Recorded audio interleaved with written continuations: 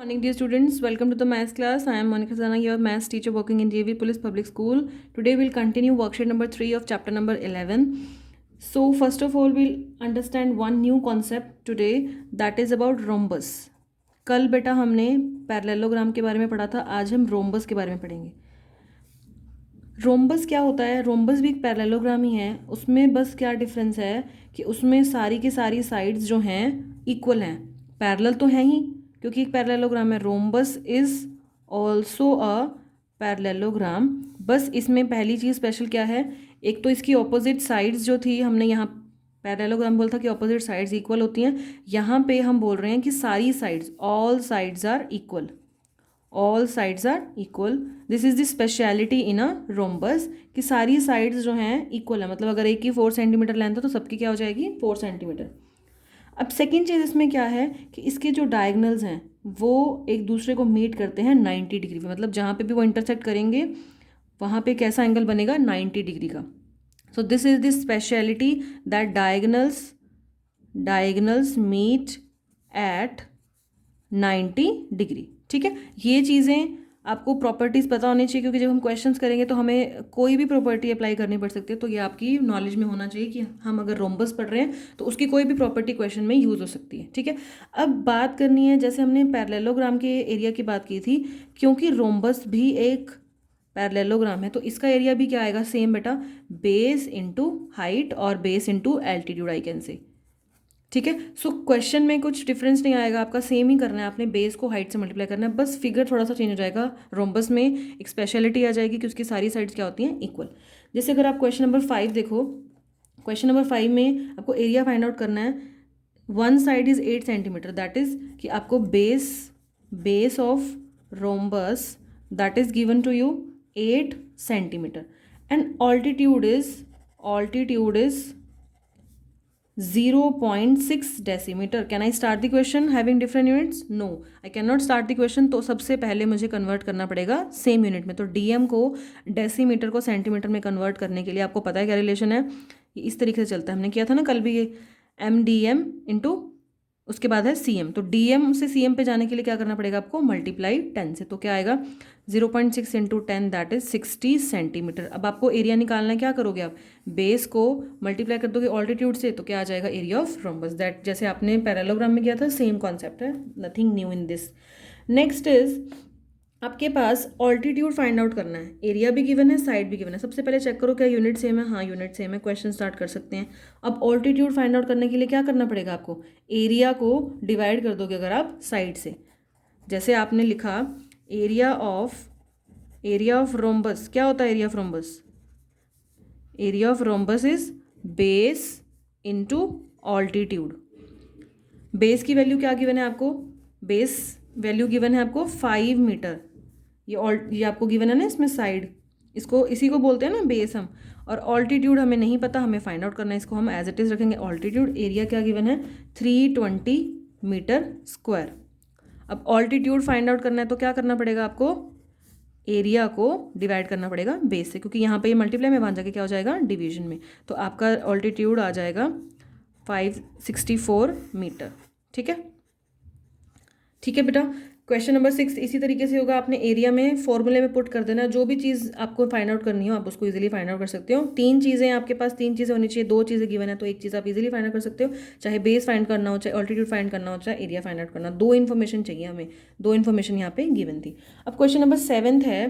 कुछ 7 बहुत interesting question है. देखो, height of a parallelogram is 1/3 of its base. मतलब कि height of a parallelogram is का मतलब क्या लिखोगे यहाँ पे, इक्वल टू 1/3.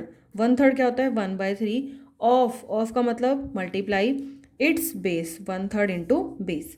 दैट मीन्स कि अगर मैं बेस को कुछ मान लूँ तो मेरा हाइट आ जाएगा.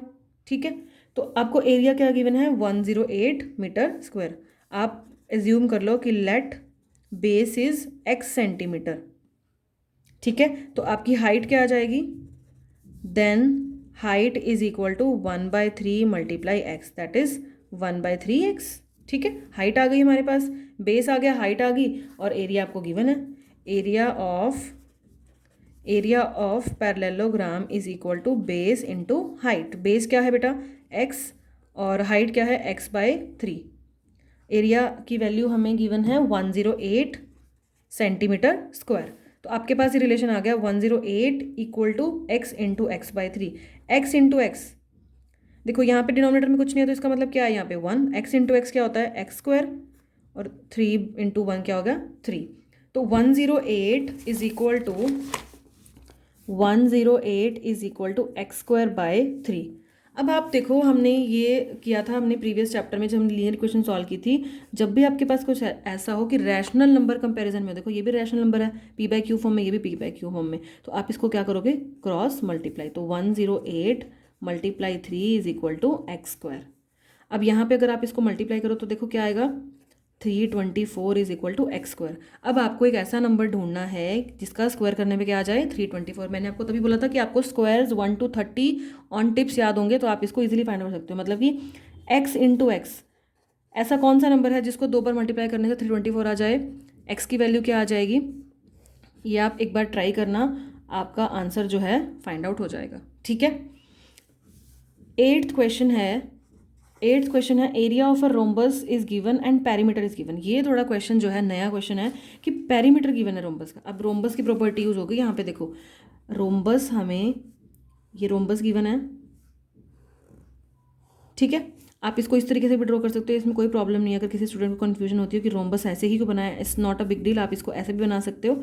अब जैसे आपने लिखा इसको ABCD रोम्बस लिखा, क्या गिवन है area of rhombus that is given 119 centimetre square and perimeter is given. Perimeter हमने पहली बार पढ़ा इस वर्कशीट में कि पेरीमीटर भी किसी टॉपिक का हमें ये इंट्रोड्यूस कराएगा। यहाँ पे पेरीमीटर की वैल्यू क्या गिवन है 56 सेंटीमीटर। आप यहाँ लिखोगे पेरीमीटर ऑफ रोम्बस। अब पेरीमीटर की रोम्बस की हमने प्रॉपर्टी की थी बेटा कि रोम्बस में सारी साइड्स क्या होती हैं इक्वल, जैसे स्क्वायर में इक्वल होती है ना सारी साइड, वैसे ही रोम्बस में भी इक्वल होती हैं। सारी साइड्स इक्वल है मतलब कि ये एक्स है, ये भी एक्स हो जाएगी, ये भी एक्स, ये भी एक्स, सारी साइड्स क्या हैं इक्वल। पेरीमीटर क्या होती है किसी भी चीज़ की, बाउंड्री का सम। तो पेरीमीटर की वैल्यू क्या आएगी आपकी x + x इंटू 4 बार आपने x को प्लस किया क्योंकि 4 ही आपकी लेंथ थी, और जब हम बाउंड्रीज का सम कर देते क्या जाता है पेरीमीटर। तो 1x 1x 1x क्या आ जाएगा, ये ऐड होके 4x। पेरीमीटर आ गया हमारे पास 4x, लेकिन हमें क्वेश्चन में उसकी वैल्यू गिवन है दैट इज 56 सेंटीमीटर, तो मैंने यहाँ रख दिया 56 सेंटीमीटर। तो अब x की वैल्यू फाइंड आउट कर सकते हैं, यहाँ पे 4 मल्टीप्लीकेशन में है और 4 वहाँ जाके क्या हो जाएगा डिवाइड में, तो 56/4 दैट इज 14 सेंटीमीटर। तो मेरे पास रोम्बस की साइड आ गई, हमारे पास साइड आ गई रोम्बस की, side of rhombus that is equal to 14 centimetre. अब आप सोच रहे हो कि हमने ये क्वेश्चन क्यों सॉल्व किया, क्योंकि बेटा देखो इसमें आपको बोला हुआ है ऑल्टीट्यूड फाइंड आउट करना है, एरिया गिवन है, साइड गिवन है, और क्या फाइंड आउट करना है एरिया ऑफ रोम्बस गिवन है। एरिया ऑफ रोम्बस क्या होता है बेस इंटू ऑल्टीट्यूड।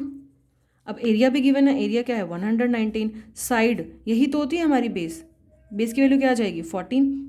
ये जो एक्स आई है ये क्या आई है मेरी बेस ही तो आई है। ऑल्टीट्यूड क्या सा होता है, आप अगर 90 डिग्री का एंगल ड्रॉ कर दो तो वो क्या होता है ऑल्टीट्यूड, तो बेस इंटू ऑल्टीट्यूड। तो अब ऑल्टीट्यूड की वैल्यू क्या आ जाएगी आपके पास 14 को क्या करना पड़ेगा हमें डिवाइड। तो आप इसको जब 14 से डिवाइड कर दोगे, आप इसको डेसिमल्स में देखना, अगर ये कंप्लीट डिवाइड नहीं होगा तो आपको डेसिमल में फाइंड आउट करना होगा, तो आपका क्या आ जाएगा आंसर आ जाएगा इन centimetre. Okay, so now you will complete question number 5 to 8 of this worksheet number 3।